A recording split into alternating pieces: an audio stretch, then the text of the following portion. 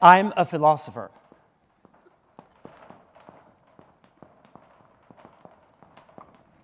Most of you have a really weird idea what philosophy is. You probably don't know it at all. Okay, so I'm going to talk about something first that you know pretty well, which our current society is obsessed with. We call it science. Science is the idea that I can present an idea, and I'm then supposed to back it up with empirical facts. Usually that means that I'm going to quote other people who've lied about something and then recycle the lies. And somehow by making footnotes to a text, I will have proven something. That's usually how science is done. That's why I'm pretty skeptical of it. But fortunately enough, we use usually science to solve practical problems. And because we use science and have a scientific mind, we manage to create enormous amounts of wealth. And we live longer than we ever did before in human history. We live in a society with enormous complexity of information, and we can all benefit from that if we use it correctly. So science has become something very attractive to us. But science is only our consciousness, our collective consciousness. Philosophy then creates concepts.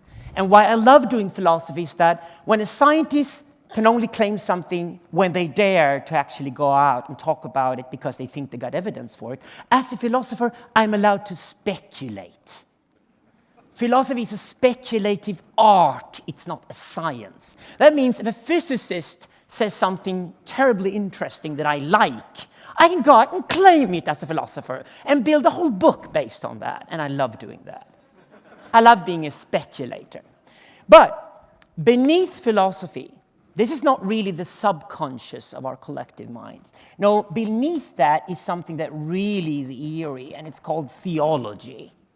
And most of you probably think of theology as like an old academic discipline. You think of the church, and you think of mosques and synagogues, and ideas like God, and things that we are educated modern human beings have skipped a long time ago. We're not that ridiculous, are we? It's called theology. There is a reason why theology is still around, and probably why it's more important than ever. Actually, in the world of radical philosophy, a small, tiny world that's just so far ahead of everything else we do, the real avant-garde of thinking, theology is all the rage at the moment. And I'll tell you why. Because theology is the basement of our house. Theology is the fundament of society. It's the fundament of how we think. But because it is subconscious, it's terribly hard for us to access. And a really good philosopher really is the go-between between the world of science and the world of theology. So you have to be ahead of the scientist, but you also have to respect that out there is something that is subconscious and therefore inaccessible. And you try to dig traces out of it to try to find out what it does to us. I'll give you an example of these things work. I think, therefore I am. Thank God I'm repeating what I'm writing because this pen is ridiculous. I think, therefore I am is the most famous tweet ever. The most retweeted quote ever because it is popular, not because it's true. It was made up by a really weird autistic guy from France in the 17th century called René Descartes. Some people claim he was a philosopher. I rather regard him as a pathological person. Because he actually believed that the only thing humanity could be certain of was that there was something inside René Descartes' brain that thought. This was the only thing you could be certain of. I think, therefore I am, quote, René Descartes. The only reason this became a popular tweet is because everybody already thought he talked about them. So they would think, oh, I think, therefore I am. Oh, he talks about me. Well, that's the only thing I can be certain of. And there is something about us human beings that actually puts us in the wrong path all the time. It's called narcissism. We like to think we're important. From the day we're born, we go to our mom and our dad and we say, look at me, I've made this drawing. And they actually make us believe we're Picassos. They don't tell us the truth. Curling is not something that was invented in Sweden in the 1980s. It existed all along. So life is basically learning that you're not that important. Okay, theology. I think, therefore I am. Why was this tweet so popular when it arrived in the 17th century? It was popular for two reasons. Obviously, for one thing, the I that exists twice. Actually, logically speaking, this is a tautology. It doesn't say anything. No. But René Descartes came up with the I. He invented something called individualism, which is a theology. individualism replaced the previous theology, which was the theology of God. And the reason why we needed to get rid of God was not because we didn't believe God existed anymore. No, it was because God was the fundament for a specific worldview with a specific power structure. A power structure that occurred in the countryside of Europe, where the aristocrats and the kings and the priests met together over a pheasant dinner and decided they ruled the world. All of a sudden, when Descartes arrived, the printing press was printing out books and newspapers and paper money, and people moved from the countryside to the cities, and in the cities they started building factories and companies, and they decided they wanted to take over the world. They needed a new theology that put them at the center of things. So they needed to get rid of God. And the genius of René Descartes was to say that, oh, I've made up a new God, the I. God is dead, the individual exists. The problem with us sitting in this room right now is we still believe we exist. We still believe in the individual. Now, philosophers have killed the individual a long time ago. Nietzsche tried it already in the 19th century. The French philosophers Gilles Deleuze and Michel Foucault accomplished his feat in the 1970s. And by now, it's also a scientific fact. We know from neuroscience that your body decides what it wants to do. And your body then convinces your mind to think that the mind had an idea and made a decision, and the body's then following the mind. It's all wizardry. You think you exist. You think there's like a person sitting outside your head watching a cinema, and that cinema is the world outside, and that's your real you. That's an illusion. That's something your brain creates to fool you. Narcissism is always about fooling you, okay? So you do not exist. There are 7 billion bodies on the planet. They do not exist. There's nothing inside them. They're just bodies. So individualism is dead. But just like René Descartes' genius was the fact that he came up with a new theology that people could accept. Maybe there is already a new theology out there. We just haven't understood yet that it is a theology. Is there possibly a new concept? Philosophy is the art of inventing new concepts to understand the world better. That's what philosophers do. They come up with ideas. What if there is already another concept out there? We just have to find it. Let's see. The individual is dead. What came in its place? How about this world? The world of networks. What if the network is the new theology? Actually, we can see a trace here, because Descartes' feat was accomplished in its full glory by a brilliant philosopher called Immanuel Kant. He was an autist too. He even lived in a town at the time called Königsberg. It's called Kaliningrad now. And he never left the town during his whole life because everything went on in his mind.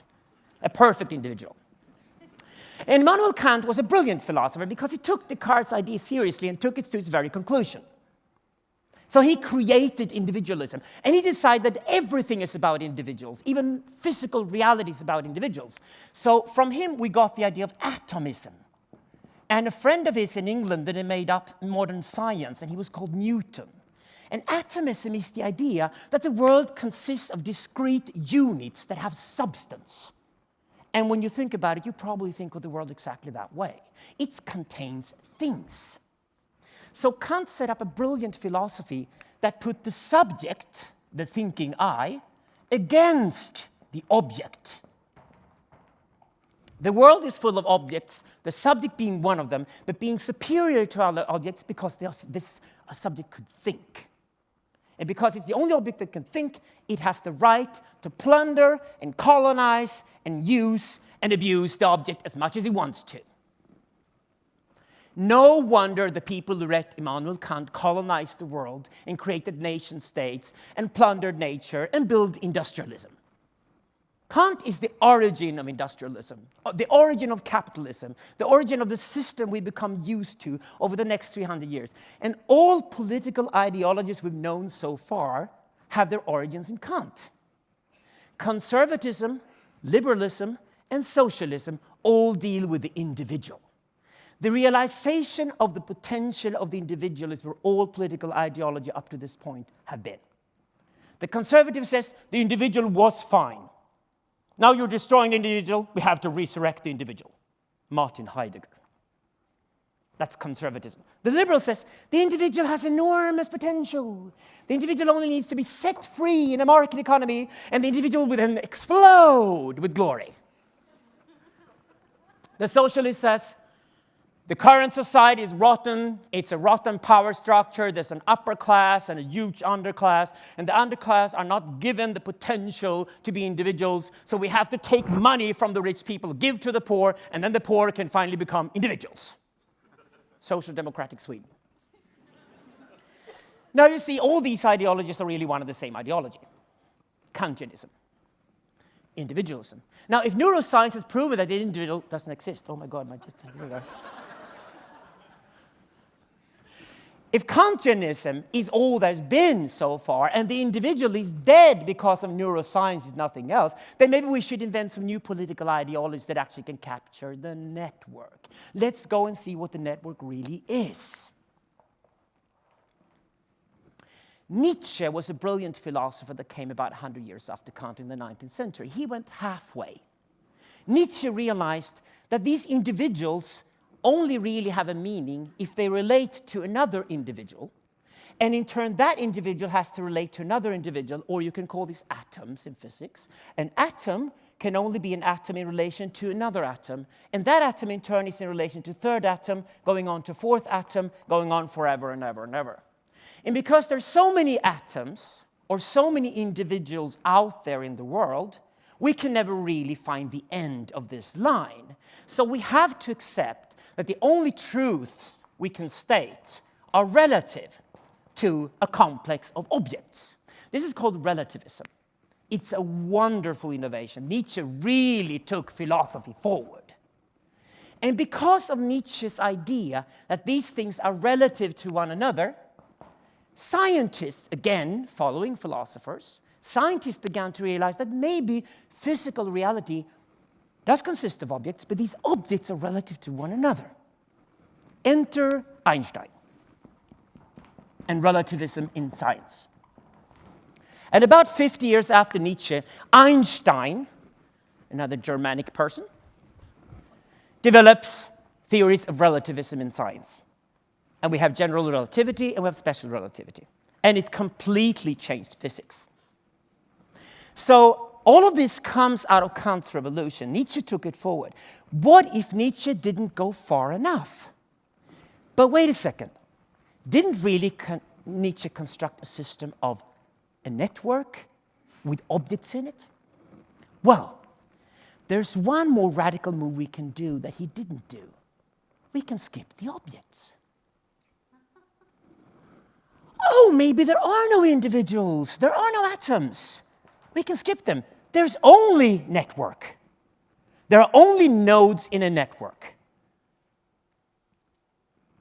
Maybe the relations are primary. Maybe we should have a theology of relations. Maybe we only get substance from being inside relations. Maybe the nodes only become nodes with the substance and get an essence because they're inside relations. Enter relationalism. This is why string theory has such problems right now in physics, because string theory is really the end of Einsteinian physics. It is background dependent. And what I love about the really new physics happening right now, which like maybe 15 physicists in the world are really doing at the moment, is because they're skipping this background dependence and going for background independent physics. For example, if you think of a network that has an enormous amount of nodes in it, and these nodes don't need any substance of any kind, they don't need to be objects, they're just pure nodes inside a pure network, you can have billions and billions and billions and billions of nodes. And if you then connect them all to each other in geometry, you can actually create something immensely huge that needs no space. The Big Bang! Wait, we're on to something. We could both solve the problems of science, of philosophy, by digging out a new theology. What if you do not exist, but what exists is society? What if the network exists? What if you get your substance from being a social creature, where the social and not the creature is the most important thing? You are a byproduct of a social thing going on. You do not exist on your own. Well, we need to get rid of the autists and throw them out of philosophy. We need to get rid of Descartes and go the other way. This is relationalism. This is where I'm at the moment. I believe that the world really consists of pure networks. And I believe that this body is a pure network. Higgs field or not, this network only gets its substance from primarily being a network. We go to the world of theology. We invent a new theology of the network. Then we go back and look at politics. And we discover that network dynamics, again, is a behavior. It started out as a behavior. I even went to Burning Man 3 years ago and realized nobody's written a book on Burning Man. They're just practicing this weird thing. 60,000 people in the desert connecting with each other. Money is forbidden. Everything you associate with capitalism and industrialism is forbidden, may not exist, because you created a temporary utopia where people come to only be part of something where they no longer exist as individuals. I believe Burning Man is a perfect example of something that is network being practiced. It is a temporary utopia. My dream is to make it permanent. We have had 2 new political ideas that appeared all of a sudden during the last 50 years. The first one is called environmentalism, and it occurred in the 1970s. And it was an aggressive reaction against the terrible atrocities of Descartes and Kant's world. We are literally killing this planet, or at least we're killing the potential for us and our children to live on this planet. So the first thing is a reaction against something that has gone completely wrong. Because there's nothing in Descartes and Kant's individualism that stops us from plundering the planet, even plundering ourselves.